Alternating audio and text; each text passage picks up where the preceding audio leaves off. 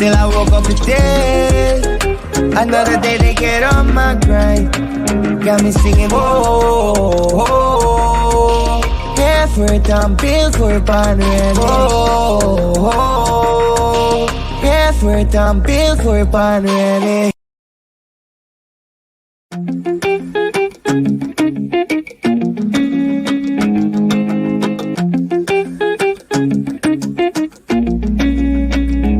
I'm doing great, even though every day's not fine. But still I woke up today.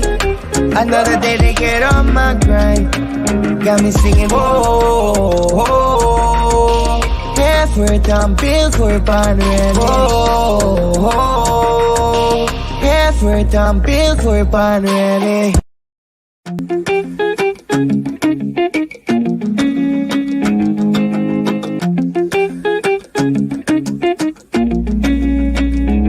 I'm doing great, even though every day's not fine. But still I woke up today. Another day to get on my grind. Got me singing, oh, oh, oh. Care for it, I'm built for it, born ready. Oh, oh, oh. Care for it, I'm built for it, born ready.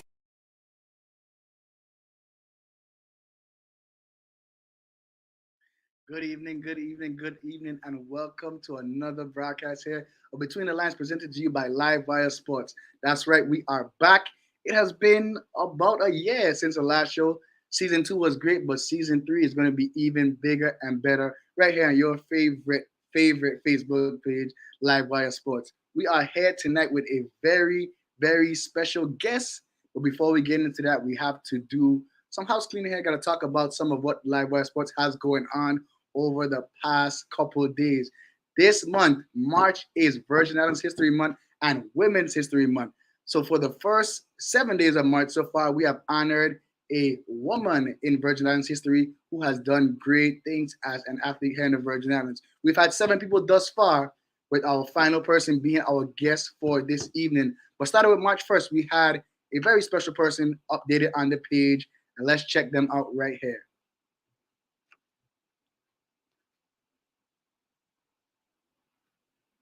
All right, we had some a little bit technical difficulties, but we'll come back to that a little bit later. But we do have a special season coming up for you guys here. Our special guest tonight is someone who is a very well-known face in our community, who has done a great job with us, especially during the pandemic. I am extremely excited to have this person on my show this evening, and I feel like he's gonna have a very good show coming up with us here. But also on Live Wire Sports, we want to let you guys know that we are back to our college prospects and all the players that we have competing at the college level. So keep it tuned to our page. We do have basketball going on right now. We have softball going on right now. We have track and field also going on right now. So a lot of Virgin Islands athletes are competing stateside, and we're keeping up with them. And you can find them right there on our Live Wire Sports page. So you can find both local and athletes competing abroad right there on the Live Wire Sports page. But with no further ado, we're going to go ahead and begin the show this evening by introducing our very special guest. Our guest for tonight is going to be Dr. Nicole Syms. Dr. Syms, how are you doing this evening? I'm good. Good evening. How are you? I'm good. How about you? I can't complain at all. I'm excited. Excited. Listen, when people come on the show and they're excited, it gets me excited. So this is an interview that I've definitely been waiting for. It was on our schedule for a long time now. So when it was announced that you're coming on the show, I was like, this is a good show. I'm excited for this show. And you get to kick off season 3. How do you feel to be the first guest on season 3? I'm proud, and I'm waiting for my plaque that I'm sure you will send to me and my bouquet of flowers for doing that. Yes. But no, I think Between the Lines is a really good opportunity and a really great show, especially for young athletes coming up. So this venture that you guys have going is top notch. So I'm just honored to be here, and kicking this off season 3 is it's awesome. Yes, and you're the premier guest right now. You're kicking off season 3. Let's go ahead and jump straight into it. So we want to get into the background of who is Nicole Syms and where did she come from. So where are you born? Where were you born, I should say? I was actually born in Trinidad and Tobago, West Indies. I think everybody probably knows that by now because I share that. I'm not afraid to share that. It's on my page almost every day. Everything that happens in Trinidad, I share. But yes, I was born in Trinidad and Tobago. Moved here in the 90s, actually. Wow. Now that actually surprised me just now. Because usually I'm hearing St. Thomas, I'm hearing St. Croix, maybe over in the BVI. So this is the first person that has been born in Trinidad and Tobago. So definitely, listen, you started off season 3 with a bang already. See? Definitely, Are you definitely. sure it's international? Definitely. Okay. All right. I like it. I like it. Taking Now, international. when did you move? When did you move to the Virgin Islands? I used to play competitive tennis here. My mom and I would travel to St. Thomas to play tennis. And after a while, as you know, Trinidad is British. It's very difficult to be afforded opportunities, especially for athletes from there. And so this was the next best option, being an American territory. She was like, all right, we'll spend half the year here, half the year in Trinidad, get you the experience, the naturalization, etc. And so we came in like 1991. We planted roots here. We were able to build a lot of, connections here that led to, which I'm sure we'll talk about, that whole tennis history. But about 1991 came So over. about how old were you at that time? Shaq, you're trying to find out my age. I'm not going to do it. See, we were going good until you said 1991. If you didn't say 1991, we'd have been in a perfect position. But we'll let that go. Yeah. We'll figure it out as the show goes on. Don't worry about it. Now, what sports did you play besides tennis, if any other? I played basketball, softball, besides tennis, and I did some cycling. But I really had to kind of stop all of those because as an athlete, once you're on a track for one sport, it's very difficult to play several sports. Because once you get injured elsewhere, your whole life is like shattered. So I really played those in school, but I had to be careful. It was like a Fabergé egg kind of situation. Mhm. And it just stopped being fun. My mom was my coach at the time. So her thing is like, you have to pick. And tennis is it. So you have to really kind of eliminate those other sports. So I Now, stopped. this is something we see very often in Virgin Islands. Every place actually, players being coached by their parents. Yeah. How difficult is it sometimes to be coached by a parent, honestly? It's very difficult, okay, to be coached by your parent. My mother actually was the national sportswoman for Trinidad and Tobago. And so she was not only a coach that saw the sport and liked the sport, she actually played the sport, which made it even more difficult for me because there's no sidestepping any portion of the sport because she basically is the sport, you know what I mean? So it was really just about school tennis, and I'm sure a lot of people who knew me growing up remember me walking from school down to sub base with my tennis racket. There was no room for anything else but tennis at the time, and so she's there. There's no room to run away from practice, to sneak away from practice. No boys visited, no nothing. Okay, it was tennis, and that's it. And so it's hard because she has a very high expectation. And so she let that be known. She's at every match. She's at the fence. So it's a little nervousness coupled with the security that your coach is there. But, it's difficult to have a momager be with you for so many years of your tennis career. But it's also a blessing. Now, did you have to talk about your matches all the way home in the car? Yeah, maybe that's why I was number one for so many years. Because, once you lost, it was like you have to go through each really point. long. Exactly. Each point, what you did wrong, why did you do that? You weren't focused, da da da. So it's like, you know what? Let me just win these so I could just go home in peace. You know what I mean? So yeah, It was a lot of that happening. Definitely. Now, you went to junior high here in the Virgin Islands, correct? I did. What school did you go to? I went to Cancran Junior High School. Cancran Junior High School. Yeah. Now, you mentioned playing basketball and softball as well. Were you good at those sports as well, or was just tennis over matching all of those sports? No, Shaq, I'm an exceptional person. Okay, you're looking at somebody who's top tier. Let's be real, all right? But I was good at all of those sports. And my mother actually was our basketball coach in junior high school. Wow. And she became the coach because I was playing and she had to keep an eye on me, so to speak. So she played basketball herself, and so she became an asset, and she was my coach during that whole time as well. on the basketball team. So yeah, I was good at those sports. I excelled at those sports.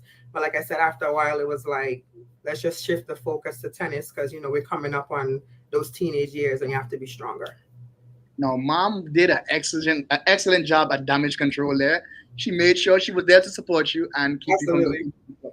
Listen, that's an excellent parent, excellent coach right there. Great job.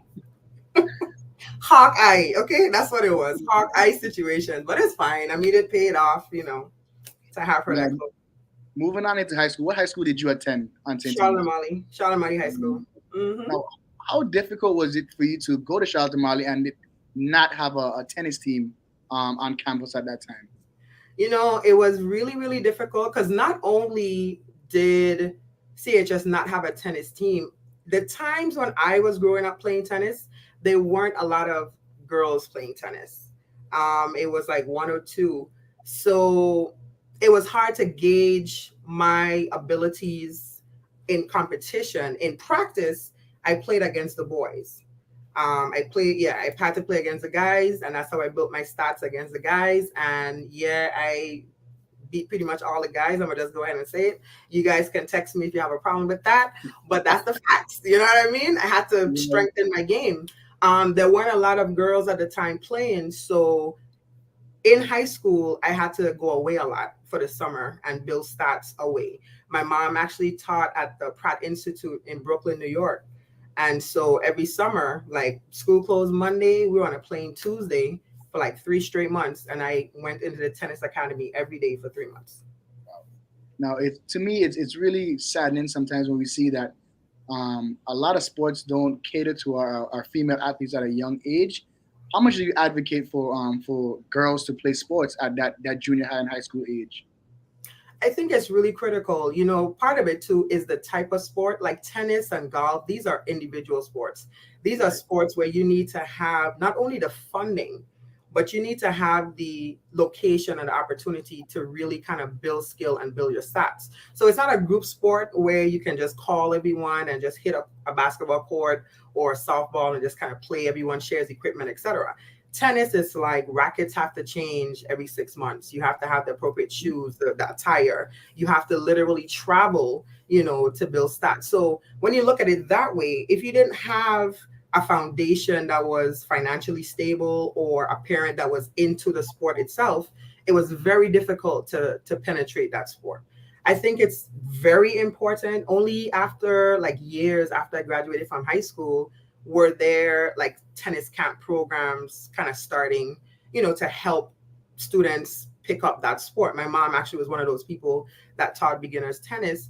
And really and truly from like sixth grade, the only stipulation I have is that little children, maybe 5 and below, really should not play tennis because it can damage your elbows. It's a little too heavy.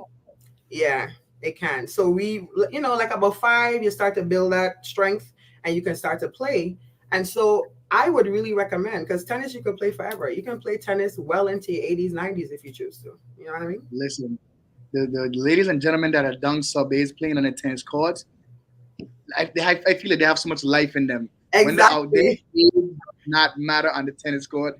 They Yes. go out there every morning and they're hitting tennis balls back and forth. Listen, that sport right there just shows you that playing sports all your life keeps you young, definitely, because they're out Absolutely. there early morning.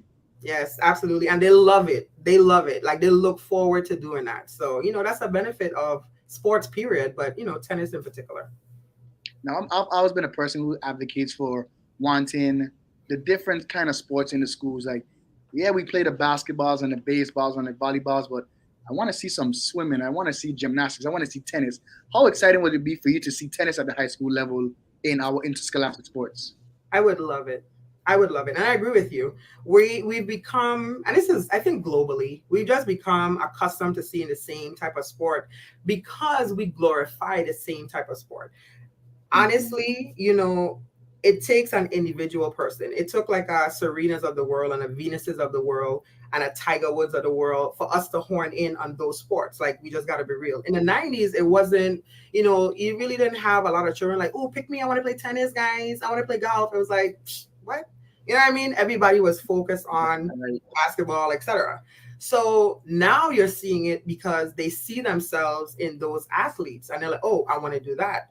So it's now our responsibility to provide them the opportunity to do that. And so if they infuse it into high school, junior high school, those types of programs, I think it would be phenomenal because I think people will gravitate to those sports. Definitely agree. Now, were there any specific travel clubs or travel teams that you played on while you were here in junior high and high school for the Virgin Islands? Yeah, actually, we started playing in the Pan American Games. It's the Olympics kind of situation. Yeah. And we started playing those traveling shortly after I moved here, actually. And again, the only girl in a sea of guys, and the downside to that is all the guys got to room together and sneak out and do their thing. And because I was the only girl, I had to be in a room with a chaperone. So whatever. But that's where we were able to compete with other countries. Mm-hmm. And it really put the Virgin Islands on the map because we had in those days dynamic tennis players. George Newton and Jason George and Emile Allard and the Richardson brother. Sorry. We dominated the tennis field and the tennis discussion at that time. And then after you had the Sasha Gums and Aisha from St. John, so it started to build after a while. But the core team went away every year. Every year we went away, and we kind of left our footprint, which was really good. Now we're definitely gonna hold on to that one because I have a lot to ask about the Pan American Games. That's like a once in a lifetime. Well, not for you, but for most of us, a once in a lifetime opportunity. So Yeah. we're definitely gonna get into that a little bit later and see what went on when you went to these Pan American Games several times, if I'm not mistaken. Now, you can say that your love for sports kind of came from your mom, but what Yeah. was the first moment that you knew I want to be an athlete? I want to be a tennis player. I want to do this further than recreational. It's twofold. Watching her play. My mother she's it for me, and the world will tell you she's it. She's role model. She's essence. She's everything. So watching her actually play inspired me to focus on that particular sport. Right. Tennis is a very mental kind of game, and so if you really look at someone play tennis, you can see that internal battle that they're having. You can see when they're pleased with themselves, when they're not pleased with themselves. It's kind of like a whole roller coaster of emotion that you get to go through. And I remember watching her play, and I was really young, but she was so crafty in what she did. It just made me like, yeah, I want to do that.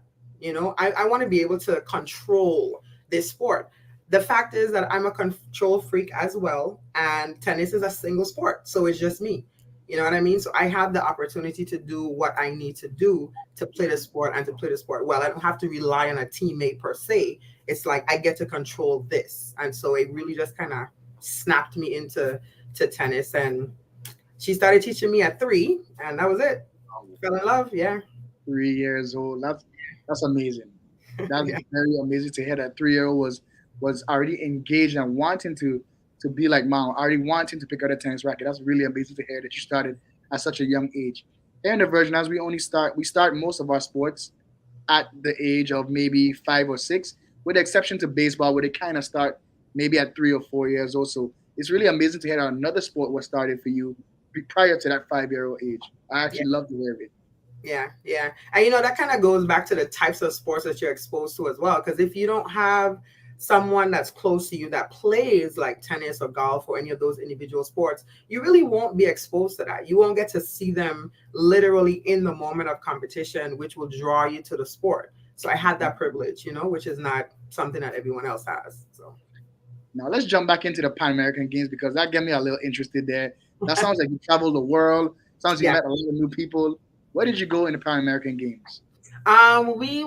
Personally, we did the China tour, the Canada tour, we did the South American tour, and the entire Caribbean chain, actually. Yeah. A And long it, time. Go ahead. yeah, and it's an amazing feeling because it literally is it's kind of scary because of course when you think Pan American, you're like, wow, Pan American. It is what it is. You know what I mean? It's an amazing big kind of venture. And then you think back like, okay, so we're here from a very small place, but we are competing with like massive Yep. people, which means we're good enough to be here. You know what I mean? So at first you're nervous, and then you're like, nah, I earned my spot. I'm good. You know, and then you just go through the process. So it was a good time. I really must say it was a good time. So, what are some of your favorite places that you got to visit, traveling, being an athlete, going to the Pan American Games? Actually, for me, it was the Caribbean chain. And I say that because you expect all sports to be dominant in larger areas. In the Caribbean, you don't necessarily expect that. So for me, I took a lot of pride and privilege in playing in those areas, the Martiniques and the Curaçaos and the Arubas, St. Lucia, those little places, because they had the same types of struggles that we had with the lack of persons playing. So you had that commonality, you know what I mean, where they understood where you were coming from as a budding tennis player, and they were able to, you know, whether you beat them or not, which you often did, you still had a chance to sit, you know, and become friends because you had this like same story kind of thing happening. Was there at any point where you were able to make a homecoming back in Trinidad and get to play back home? I did play back home in Trinidad, yes. Actually, my uncle was coaching the team 1 year for the games, and he asked me to play on the team. And they found a loophole where, because I was born in Trinidad, I could. So I got to play with them 1 year, and it was good because I had a lot of family members on that team, actually. And so that was really good. I got to represent Trinidad at least once. Now, how was it for you to be able to represent the place where you were born and then still represent the place where you grew up in a different set of games? Like, what was it? How prideful was it for you to just be that representative from the islands at that moment? It's an amazing feeling. I think, you know, and people can attest to this, whether they drop it in the comments or not, but I think I do a good job, Shaq, of balancing myself as a born Trinidadian and identifying the Virgin Islands as home. Yeah. I don't denounce one, I don't lift up the other, I just don't. And when it came to the competition, it was an overall Caribbean pride type of feeling. So I didn't have to be like, well, I'm going to play here and I'm going to kind of push you to the side. It was like, no, we represented the Caribbean as a whole, and that's it. And I have the opportunity to do that, and that's it. And so everything kind of balanced out itself. Definitely. Like, I love it. I love it. I love it. Yeah. Good balance, good quality. That's Now, were you right. able to get any special awards on your way through the Pan American Games or anything through high school? Through high school, I did. I got, you know, I was athlete of the week a couple of times in high school. I, of course, played number one tennis for a number of years. So all of those kind of accolades came with that. I got my full ride to school. Actually, when I was 15 years old, I got the opportunity to go to the junior academy. It's a training camp, Vandermeer training camp. And that's the track that you go on when you want to go pro. Right. And I remember like at 14, 15, I was like, you know what? My mom was like, okay, well, you got this offer. What are you going to do? We're doing a pro thing. We're not doing a pro thing. I was like, yeah, we're doing a pro thing. Let's do this pro thing. And I was ready. Okay. And then one day I was at practice and I sidestepped the wrong way and I kind of twisted my ankle a little bit.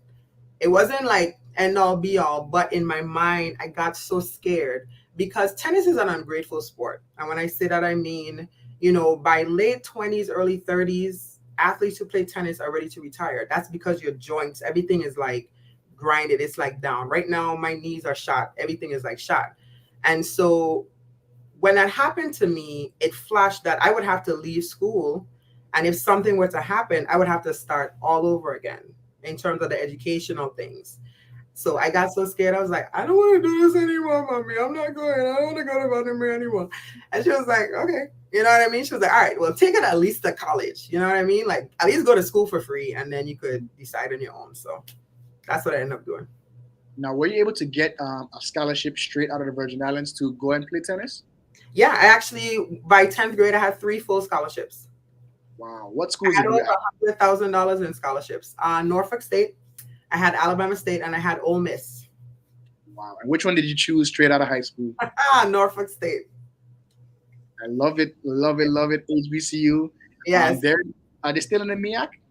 They're still in the MIAC. I only spent 1 year because, you know, I'm not going to lie to you guys, you know, we're family at this point. I have a really bad temper, and it was worse back then. And so, you know, the coach and I, we didn't, you know, and I'm like, I can't do 4 years under you. You know what I mean? He just was not the best fit for what I needed at the time. And so the good thing about me at the time is I'm left-handed, so I'm what you call an asset in the tennis world. Like there's a very small percentage of left-hand tennis players.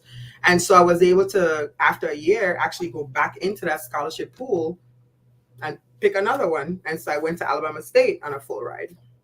Listen, left-handed people have so many privileges in this world. It's crazy. It is Like, crazy. people get scholarships for just being left-handed. It's so crazy how many unique Yeah, things can happen from being left-handed. So in this case, it worked out well for you. worked out Definitely. well. Yep, Now, yep. after Norfolk State, where did you go to continue your college career? I went to Alabama State University. So I went from MIAC to SWAC. And then I led them to the championships 99, 2000, 2001. Wow. Yeah. Wow. So there's a three-peat there in Yeah. your championship. And look, it's just amazing. Sometimes we think leaving a situation is the worst thing for us, and it became something even better for you, where you're able to now be a champion, a conference champion 3 years in a row. And from my understanding, you were the captain of one of those teams, or if I'm not mistaken. I actually went in to play because this particular school, if you know anything about the South, like they're very big on sports. Definitely. You know, like their sports arenas are like crazy. And this particular school, tennis is actually bigger than football. So Wow. they had an entire tennis like country club setting.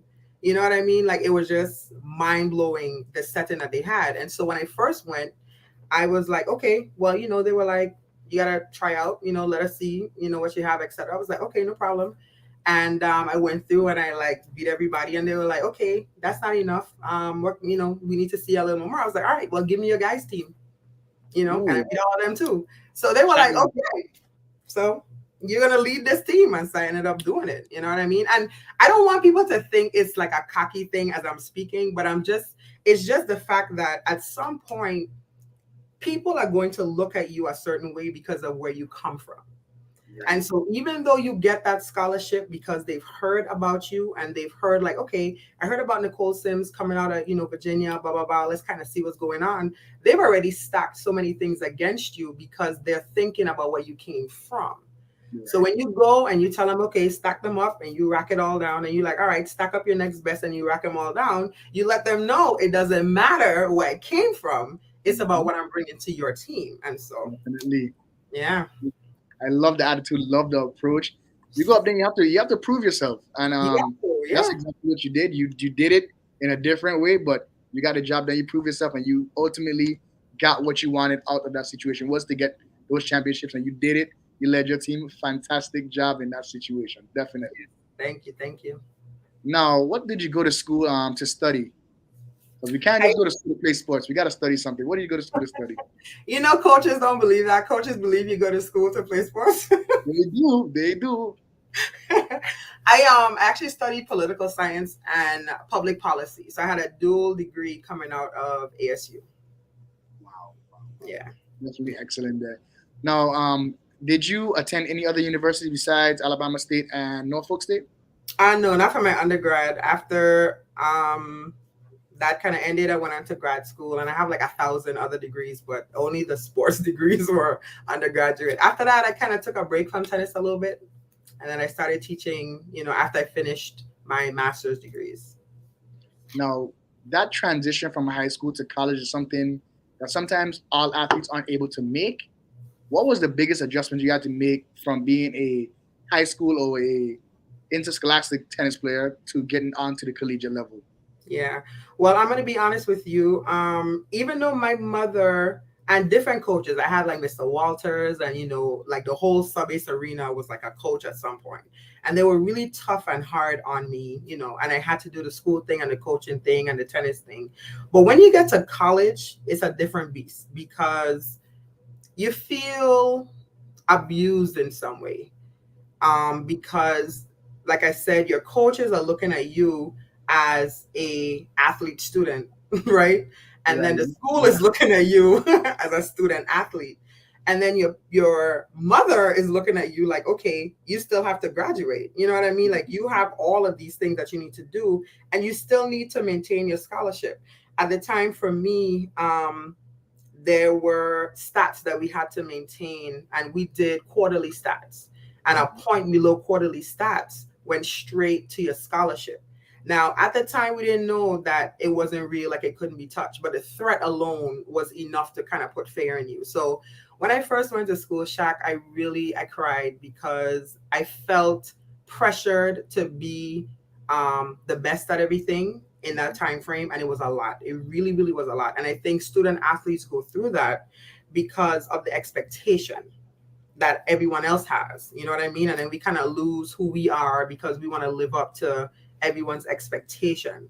And so I really had to take a step back and time management, prioritize what I wanted to do, how I wanted to do it, fit in practice, fit in competition, you know. So it's difficult to do, but you have to really kind of slap everything on the wall and see how to piece it together so you don't lose your mind. Now, what was a regular schedule like on a day where you had practice or you had a game at any universities while you were in college? Yeah, so 4 a.m. we had to wake up every day and run 2 miles. We come back, we have practice at 6 a.m. before anybody's class. You go to class, you do a full load, of course, as a freshman. You know, you first come in, you do a full load. And we had to be on a tennis court by 4. Right. If you had any evening classes, you had to submit that for permission. And as soon as that class was done, you're back on the tennis court. Practice finished at about 6. You go to eat, and then you're expected to be at night practice if there's a game or competition that's coming on. So in all of that, you know what I mean? You get to bed at like midnight after you do your schoolwork, etc. You're up at 4. You know what I mean? You're running at 4. For me, honestly, in school, I don't even know what like fashion was because I'm in a tracksuit every day. Yep. You know what I mean? I'm in sneakers every day because I'm like to the court or headed to the court. There was like no option, you know, but that's pretty much the life. No dating, no dances, no busy schedule. Yeah, like every spring break there was a competition schedule. There's nothing that you could do downtime wise. You can't drink. You know what I mean? You can't do any of that stuff because 1, you're getting tested. 2, you have to operate at 4 a.m. You know, so yeah, you have no life. None. Definitely. Being a student athlete is an investment twice. Definitely. So I definitely understand that the struggle that you went through during those college years. Now, you mentioned going to 2 HBCUs. What do you think was the greatest thing that you got out of going to a HBCU? I wanted to ensure that the first school I went to was at HBCU. Even though I had offers and different scouts from schools that were not HBCUs, I really wanted to ensure that my first set of education came from an HBCU. And Norfolk State was going to be it for me. You know, I felt like I was going to get a lot from Norfolk State, but it ended up really being Alabama State, which a lot of people tried to discourage me because it's Alabama and they had all of these kind of history things happen, etc. But it turned out to be one of the best places that I could have learned any type of history relative to ancestry, slavery, you know, etc. I was even in the movie Selma. Wow. Yeah, I got in that movie by chance because we were practicing on a tennis court in Selma. We saw the production and they were like, oh yeah, you can come on in and be in the march. We're like, okay. You know what I mean? Like it was so rich in everything culture-wise that I was like, no, this is why I wanted to do HBCU first. All right, so we have a tennis star, a movie star. Listen, you're just a star right about now. We're definitely going to find that clip of you in Selma and try to get it on here before we leave today because we can't just let that just be announced and not find it. We're going to find it somewhere. Our producers, actually, gotta find it. Now, you mentioned being on a full scholarship for Alabama State University. Yeah. How much easier did it make it for you and your family just to be on a full scholarship where you don't have to pay for just about anything on that college campus? Oh, that was an instruction from like the house, the kitchen table. Literally, my mom was like, all right, come, let's sit down, let's talk, come. And I was like, okay, what's up? She's like, you're going to school on a full scholarship, which means that my purse is never going to open. And I was like, oh, okay. So I was told that it's a full ride. And like I said, you know, being left-handed, it folded in a couple more, you know, funds and full coverage. And so literally I graduated, not a dime, not a penny had to come out of me for anything. Now that's very big. I tell all athletes at some point you have to realize that those colleges are using you for your athletic ability. You have to find a way to use them back, and a full scholarship is the way to go. If you want to Absolutely. give you free money to play tennis or play any other sport, get it any way you can possible, because now you're breaking even, right? They get to use it for your athletic ability. You get to use it for a free education, a free career. That's After right. you do finish those college years, so definitely love to see whenever students sign any kind of full scholarship, whether That's it's right. academic or athletic. That's right. And you can use that, once you are a top tier athlete, you can use yourself as leverage for what you need to get. You know what I mean? I'm like, Mm, listen, I want to come out of here with a dual degree or a degree in, something that may be small or is not occurring every semester, etc. You can have those conversations. Like, if you want me to lead this team, you have to make sure that I get what I need. You know what I mean? And it happens. And you end up walking away with what you need to take you to the next level, and they're happy because you won some, championships for them. Now, college is a tough time all around, both on the court, off the court. Was there any time you felt like you wanted to give up or you were in a dark place? And how did you get out of that dark place to continue to push forward and get that degree? I did, and it happened at Alabama State. Funny enough, because in the transition, I was the youngest captain. So when I came in my sophomore year to play for ASU, all of the teammates were like juniors and seniors. And so they all left before, I did. And I had to rebuild a team in my critical year, which would have been my senior year. And so at that time, it's like, I didn't want to do that. You know what I mean? I felt like it was just too much responsibility. Like, I'm here just like you're here to play tennis and to win. But at this time, everyone is depending on you as the captain to bring everyone up to a certain level. You know what I mean? That's a lot. That's a lot for somebody who's in college. And so, there were times where I was like, man, I don't want to. Like, I just don't want to be this person. I just want to play. And I guess the worst person I could have called was my mom. And she was like, excuse me, you better, da da da. And I was like, okay, mom, all right, cool, no problem. So that went away fast, but it happens because it's a lot of pressure to maintain that level of competition, to maintain that level of leadership. People are looking up to you. People are expecting things from you. It's hard sometimes because you just want to be, a college student.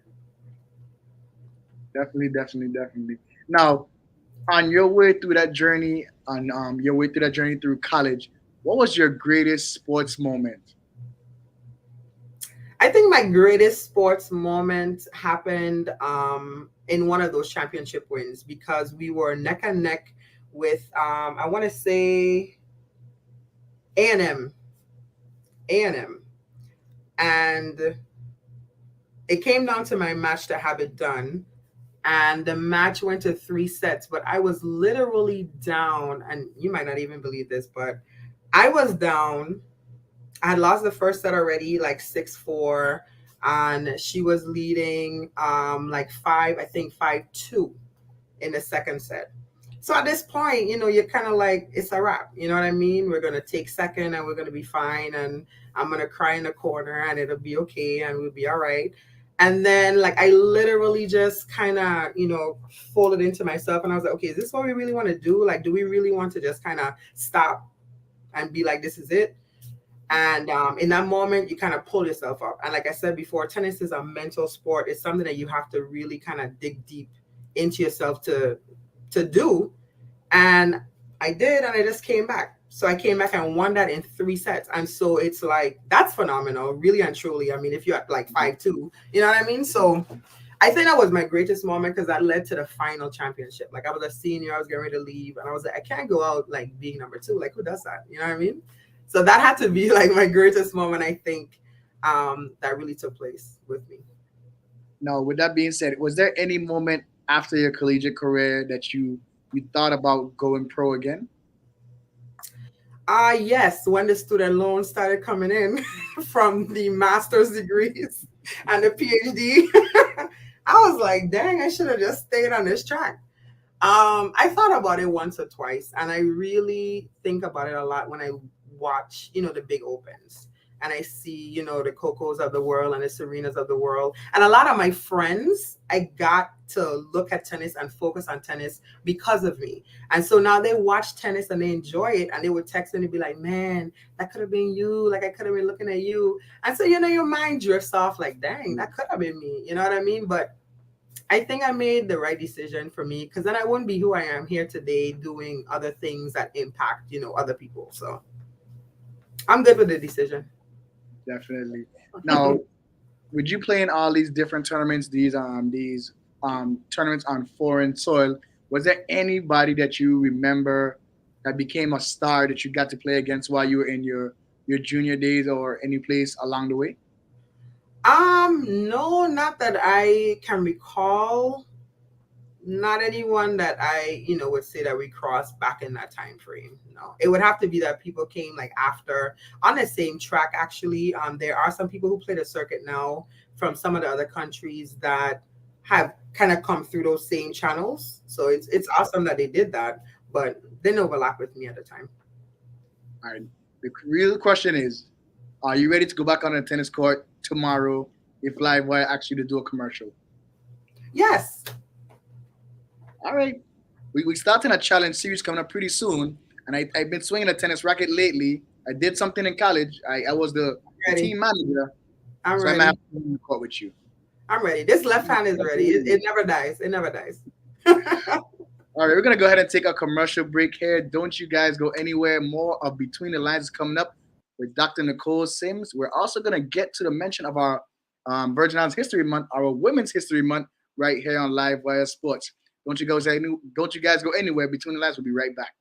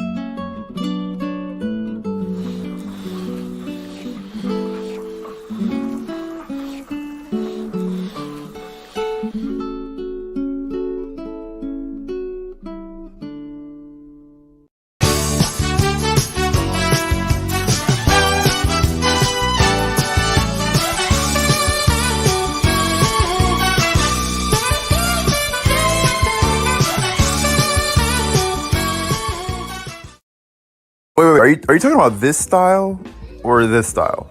Because I can also do like this style if you were talking about this. Or I don't know if you were talking about this style, because this one's kind of, but I don't know, maybe this one? Was it maybe more streetwear style, or this style you're talking about?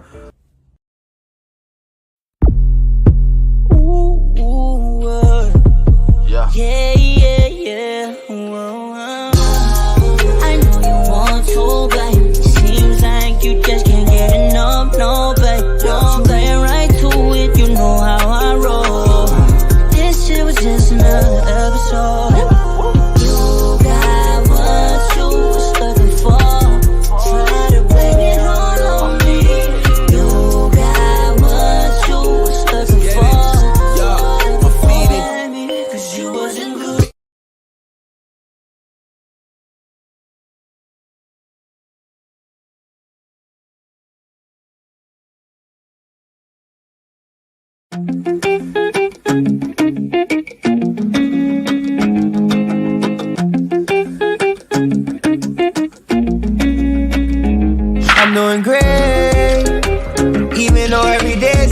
fine.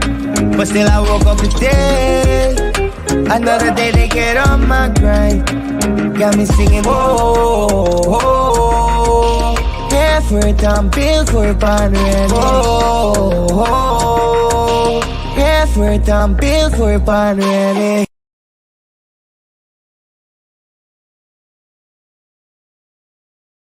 All right, Between the Line fans, we are back right here with Between the Lines presented to you by Livewire Sports. We're going to get into our Virgin Islands History Month, our Women's History Month countdown that we have had going on our Livewire page since March 1st. We'll start with our first person here, who was our March 1st honoree. We have coming up Miss Vernice Fraser. She played both basketball and volleyball, as well as softball, right here in the Virgin Islands. So Miss Vernice Fraser was our first person on March 1st. On March 2nd, we had Miss Laverne Jones Forret. She was a track and field star that ran here in the Virgin Islands, as well as on into to Oklahoma State University. Definitely proud of her and her accomplishments in track and field, both locally and abroad.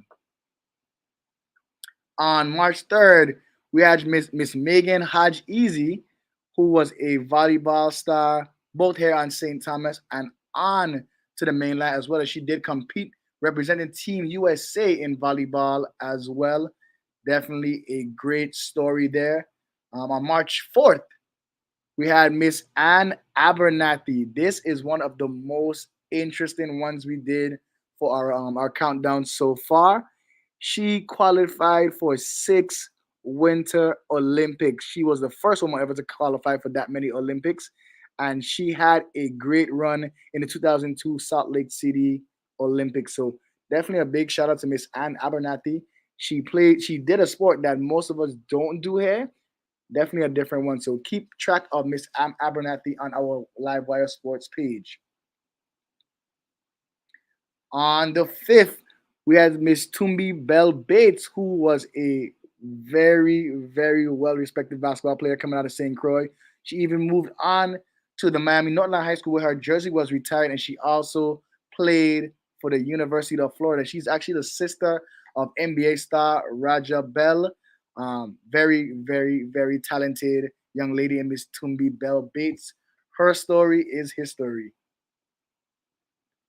And then on March 6th, we had Miss Stephanie Angus, who was a jockey, starting over in St. Croix, moving on to the U.S. mainland, winning multiple races in Puerto Rico and Mexico as well, competing in the Pan American Games in Cuba, and doing what she does best on the back of that horse.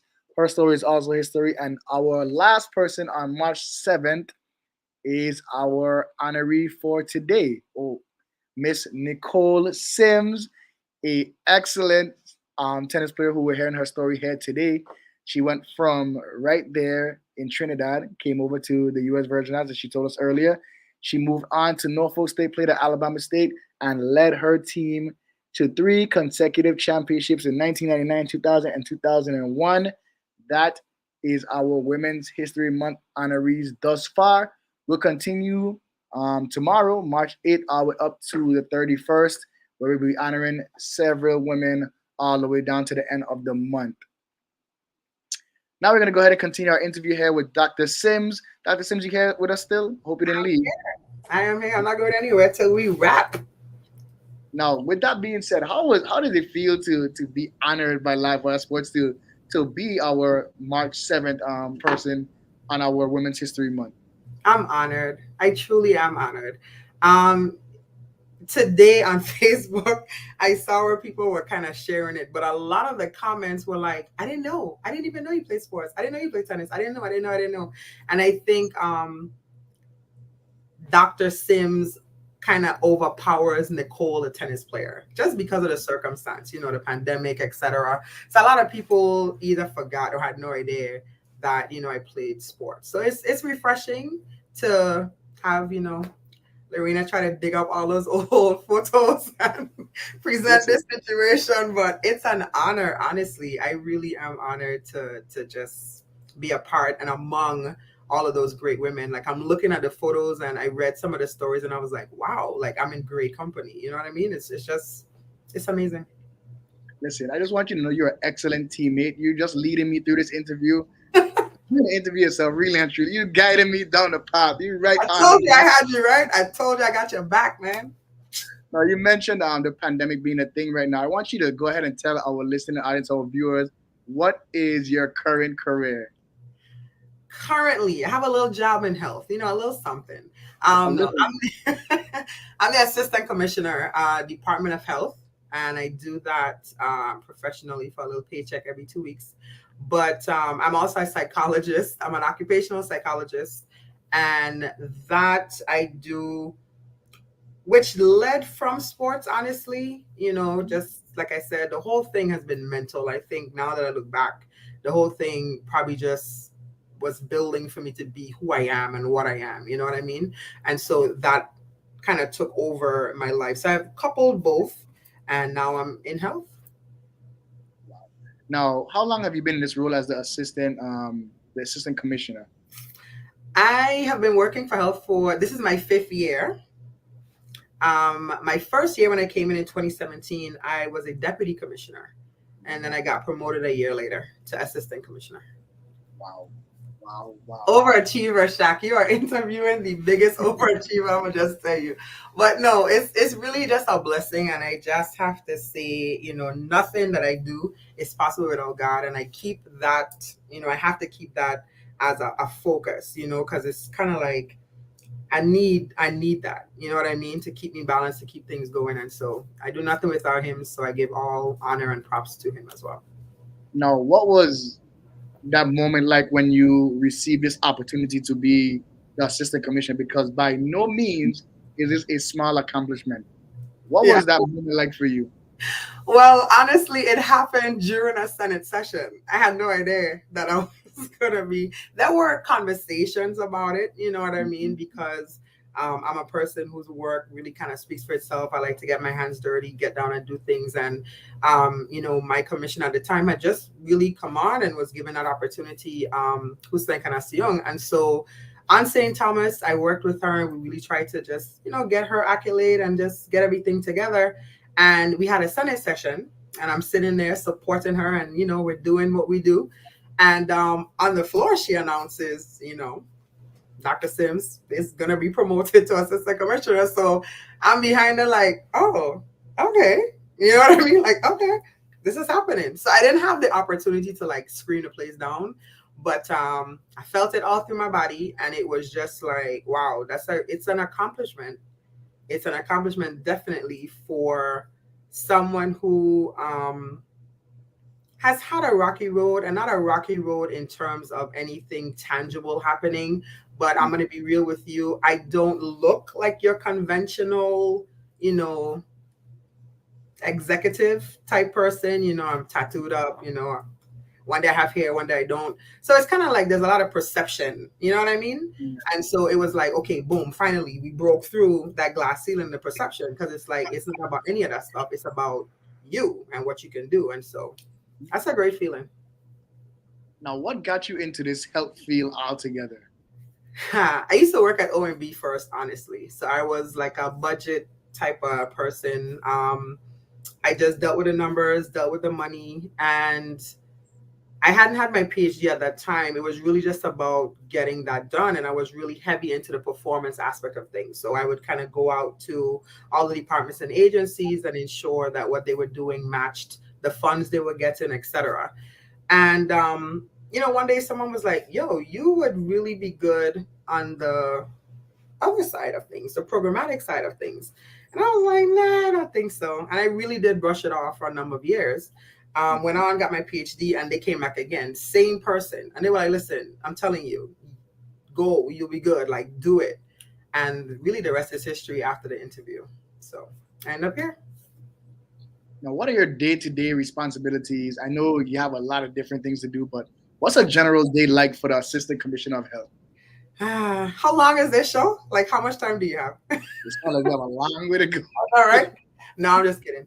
So essentially, as the assistant commissioner, I deal with the operations. So the commissioner is a visionary. You know, she's the person that is like, listen, this is a department, I'm the head, this is what I see, this is what we have to do for our clients, etc. And so she and I, we have an amazing relationship where she's literally like, okay, Nicole, this is what we need to do, and I work alongside her to put those logistics in place to get it done.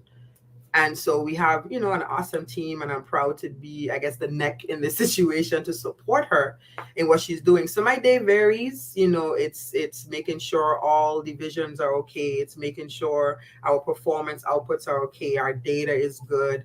You know, I oversee the deputy commissioner. So we have that relationship where we ensure that we are feeding mind, body, soul, and spirit of management line staff, because we have to make sure we take care of the persons that work for us. You know what I mean?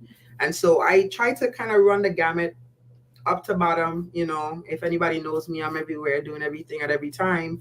And that's not necessarily to be seen, but it is to be seen, if you understand what I'm saying. People need to know that you're willing to roll up your sleeves and do the work. And that's me. Definitely, definitely. Just while you're here talking about your career, is there anything that we have coming up like for the kids? I love the kids. Everything for us and Live Wire Sports is about the kids. Is there any Yeah. community events that you guys want to announce that will be coming up for the children of the Virgin Islands sometime soon? So we have a really good relationship with Sports Parks and Recreation. And our goal now that things are settling a little bit and we're getting back into normal activity and we're rolling kind of in that direction, we are going to be working with them a lot more. Our overall goal really is wellness. You know, if you've followed us at all through the pandemic, it's been about mental health, wellness, making sure we keep people afloat, because this thing could have really dragged you into a dark place. And so for us, it's like we wanted to get that message out. But now that we can, I guess, be around each other more and be a little more interactive, we are working with them to see just how we could infuse more programs and more things into our community. Our MCH program is very active with the little people. They are everywhere doing everything, which is amazing. And now we just kind of want to grow that, you know, out to the entire department. Sounds great. Sounds great. Now, I want to congratulate you. You made it through the hard part, made it through the interview portion. But now I get to have some fun. This is my favorite part of the show. This is everybody's favorite part of the show. We're going to get real interactive here on Between the Lines. You look a little surprised, look a little nervous. Great. I like it. I like it. I like it. So let's get Okay. to some pictures there. And let's see what we can find of of Dr. Nicole Syms playing some tennis here. Now, what is this and when was it?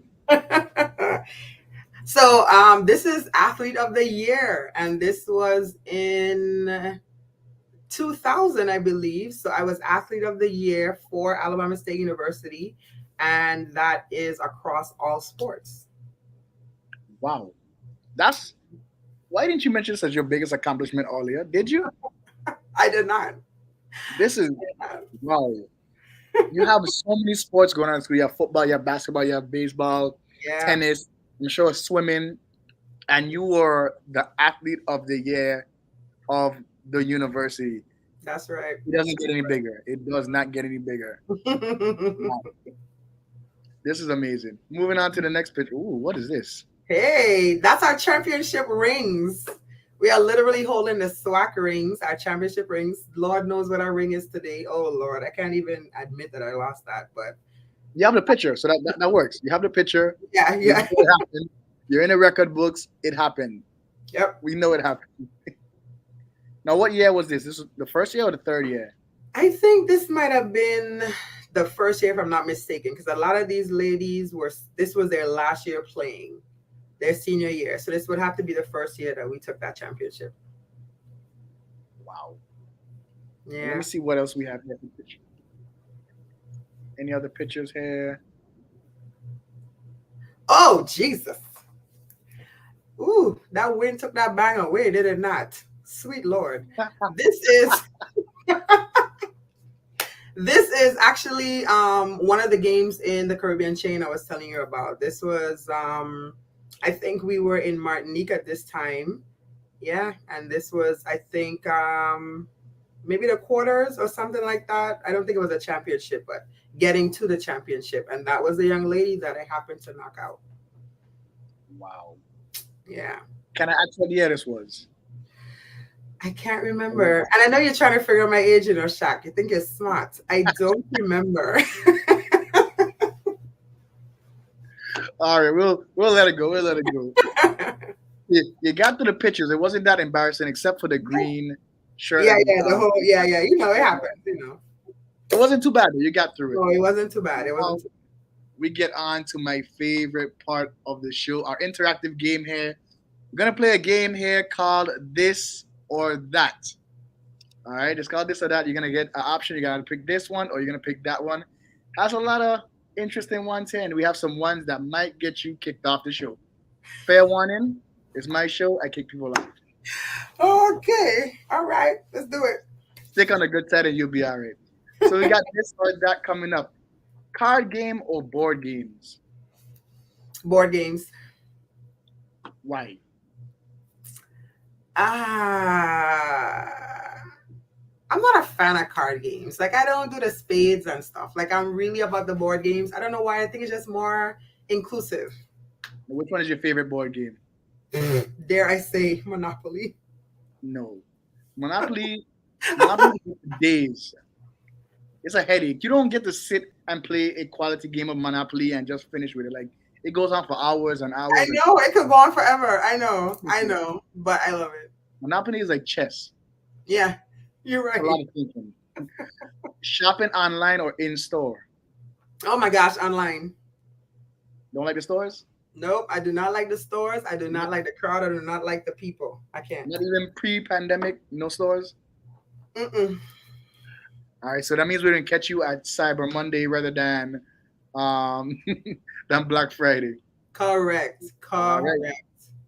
Dancing or singing? Dancing.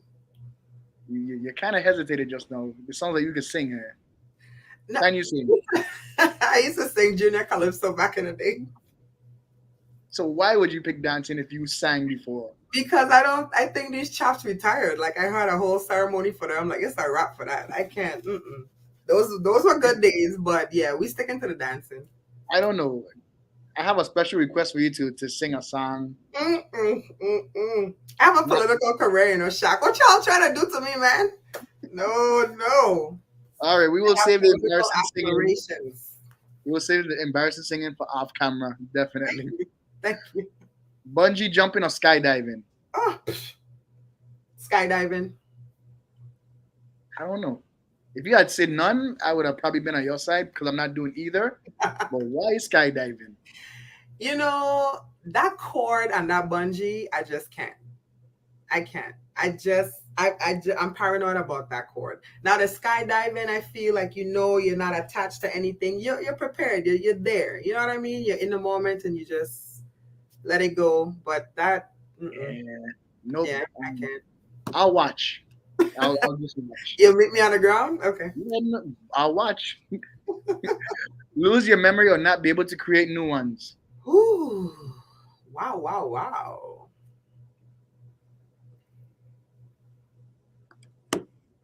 Not be able to create new ones. That's an interesting one. I figured it would be the other way. Why would you choose that particular one?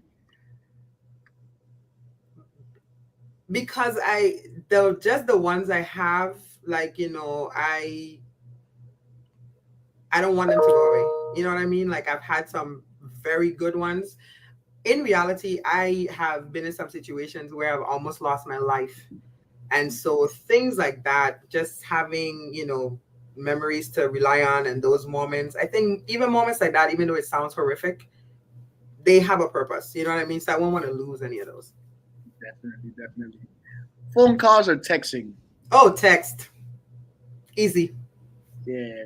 I don't know. People like to do phone calls. So just text me if you. Yeah, just emergencies you call. Everybody else just text. Correct. Yes. Pate or Johnny Cake? And I'm talking ballpark Johnny Cake. Ballpark Johnny Cake. What's the difference in that? It made with love. I mean, I've had some love pates. Oh Lord, I would say pates. All right, so pates or fried bake? Fried bake. I mean, I kind of figured you were going with that one. You know I was gonna say fried bake, right? Okay. All right, passion fruit juice or sorrel? Tasha. Oh Lord. Let me add some Mabi in there too.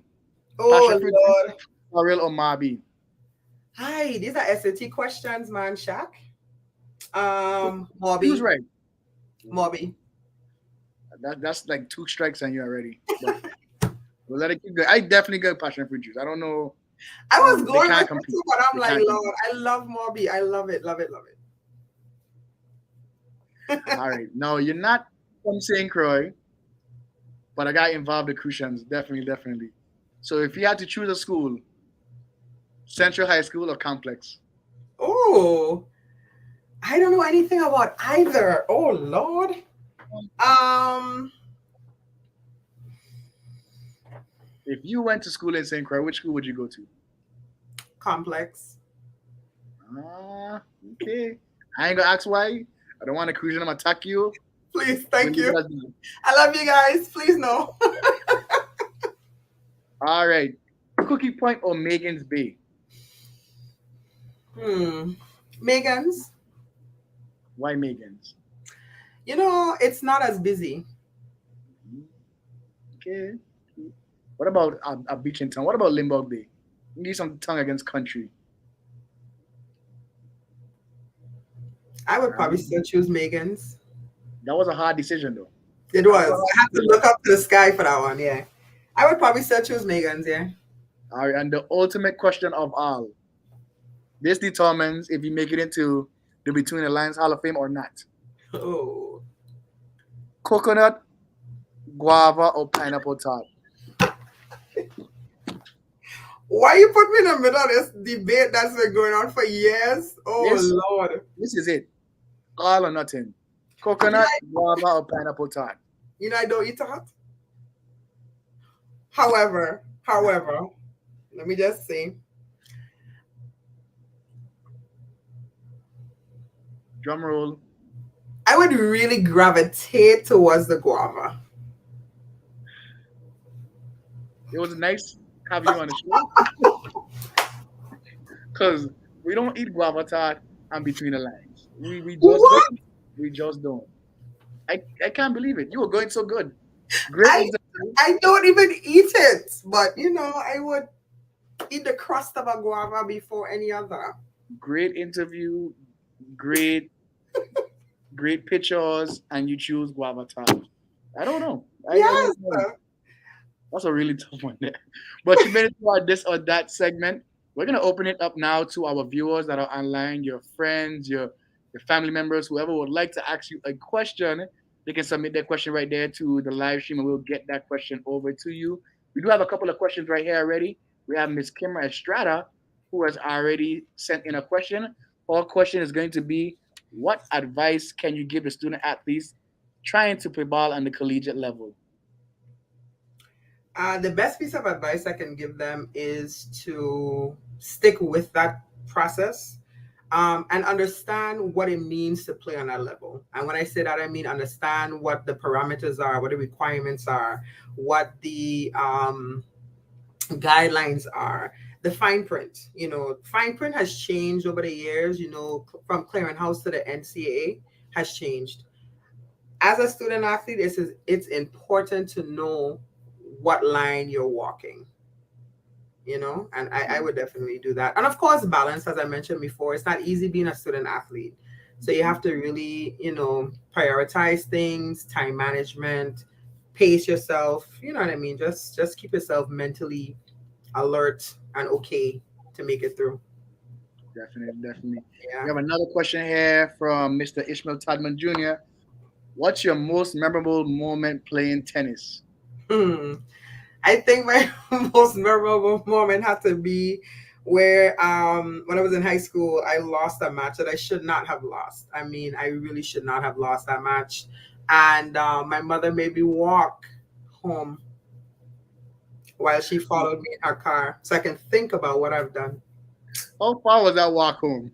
it wasn't too bad. Like she eventually, but she was like, no, you need to really think by yourself about what you're doing, etc. And she wasn't wrong because it was just a crazy loss. But that was like it, and I think that turned everything around. Like, nah, like get it together. So yeah. That's an interesting one. Listen, coaching. There you go. Having your parent as your coach takes things to the next level. Because I walk Next home. level. It's crazy, but hey, they have all the liberties at that level. So Definitely do. Well, this is gonna be the end of the interview here this evening. I just want to thank you very much for coming on and spending time with us, getting your story out there, and impacting the community the way you do. You're a great guest until you choose Guava Tot, but we just love you regardless, anyways. You're still gonna make it into the Hall of Fame. You're still a legendary Between the Lines member here. thank you. But Thank before you. we go, who's your favorite tennis player? Me, honestly. Did you expect anything else? I Honestly, actually didn't. my But favorite tennis player, honestly, is Nadal, and I'll tell you why. He's left-handed, I didn't know that. but yeah, he's left-handed, but he has such a mental focus that it doesn't matter what's happening outside. He's there and he's driven, and I think that's something to be admired. And so he's one of my favorites. He's been one of my favorite too. Since he came onto the scene. So Yeah, not the best tennis player in the world, but I like the best tennis player in the world. So that counts. You might yeah, be my number two favorite tennis player now, though, just because of this interview. yeah. Definitely I number agree. two. I agree with that. Yeah. Well, Rian, thank you very much for coming on. Before you go, any shout outs to anybody who's watching, any of your old coaches, anybody who impacted you, organizations you've been a part of, anyone, give them a shout out right now. Gosh, I just want to thank everybody because I feel like from coming up all the way through, all of my coaches, Mr. Walters, of course, mommy, just anybody that traveled with us, everyone that played with me, in that time frame, it's just been amazing because those experiences led to who I am today. And the person I am today, I'd be remiss if I didn't thank, like, Dion, my sister, all my friends, half of them are in this chat. I have a no bad vibes family that keep me afloat mentally these days. It's just a lot of people that pour into the Nicole that you see, know, and love. And so I just want to say thanks to just everybody because really and truly without that, I won't be here. So thank you. Right. Once again, thank you for coming on. We appreciate you. And stick around. We have a little bit more for you after the show. But All right. live wire fans, thank you guys for tuning in to another episode of Between the Lines. We are well on our way through a great season 3. Our guest once again was Dr. Nicole Syms. Coming up next week, we have another special episode for you. It's going to be back to Monday. We are on at 7:30. I want to give a shout out to our executive producer, Lorena Robinson, and Leo Third Sibley for our introduction track, which is called Born Ready. It's going to be on all streaming platforms. You can find it right there, and you can support him as well. Also, want to let you guys know anybody who would like to be a sponsor of the Between the Lines show, you can contact the Livewire Sports page or contact Lorena Robinson directly, and we will get you to be a sponsor for our next show. Thank you very much, guys, for tuning in, and have a great night.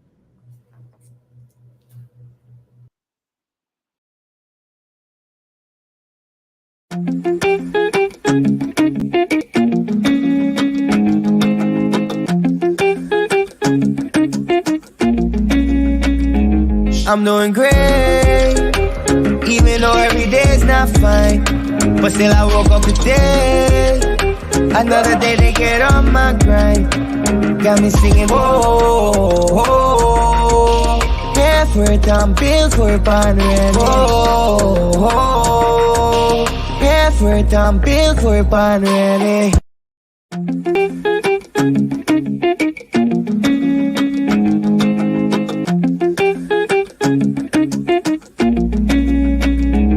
I'm doing great, even though every day's not fine.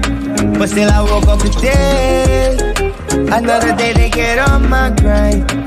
Got me singing, whoa, whoa, effort, I'm built for born ready. Whoa, whoa, effort, I'm built for born ready.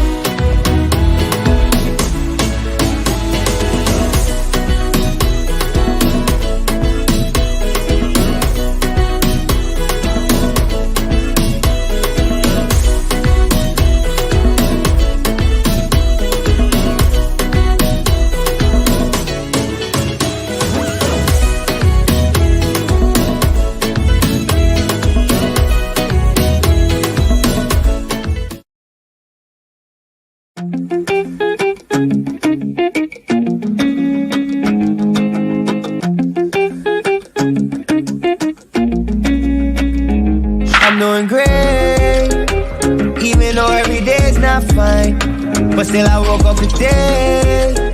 Another day to get on my grind. Got me singing, oh, oh, oh. Effort and bill for a pan ready. Oh, oh, oh. Effort and bill for a pan ready.